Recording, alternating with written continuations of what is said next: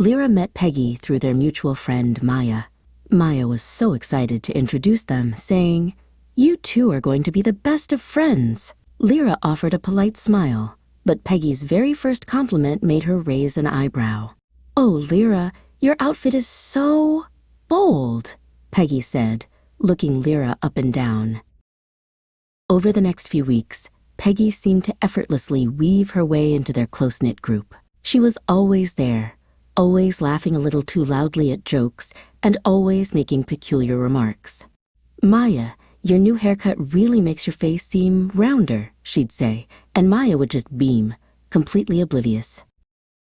Lyra tried to ignore the growing knot of unease in her stomach. She told herself it was just Peggy's unique way of expressing herself, but deep down she knew something felt off. Still, when it was her turn to host game night, Lyra felt obligated to invite Peggy, hoping a fun evening would change her mind. Game night was in full swing, and the energy was buzzing. After a few rounds of charades, someone suggested sardines. "Perfect," Peggy exclaimed, her eyes gleaming. "I'll be the first sardine." She quickly found a secluded spot, and the rest of the group, including Lyra, began their search. Lyra eventually found Peggy, crouched in a dimly lit closet, tucked behind a stack of board games. As Lyra squeezed in, trying to make herself smaller, Peggy suddenly pretended to lose her balance and stumbled. Lyra, caught off guard, lurched forward, and her head hit the hard edge of a shelf with a sharp thud. "Oops, did you hit your head?" Peggy asked, but there was no real concern in her voice. Then she leaned in conspiratorially, a wide grin spreading across her face. "I found it first. That's why I pushed you." She let out a short, sharp laugh that echoed in the small space. Lyra rubbed her throbbing head, stunned by Peggy's admission and her heartless reaction.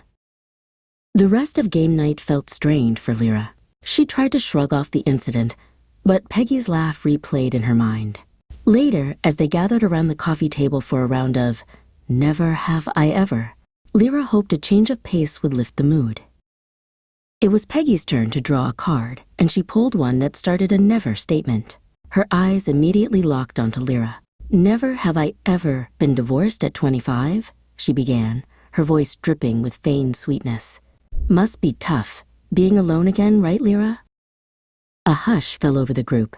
Maya looked uncomfortable, and the other friends exchanged uneasy glances. Lyra felt a hot flush creep up her neck. She had shared the details of her divorce with Maya in confidence, certainly not for public discussion, and especially not like this.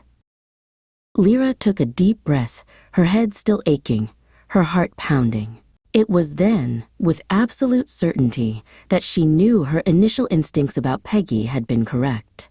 These weren't just bold compliments or playful shoves. This was something else entirely, and Lyra knew she needed to address it, not just for herself, but for the harmony of their entire friendship group.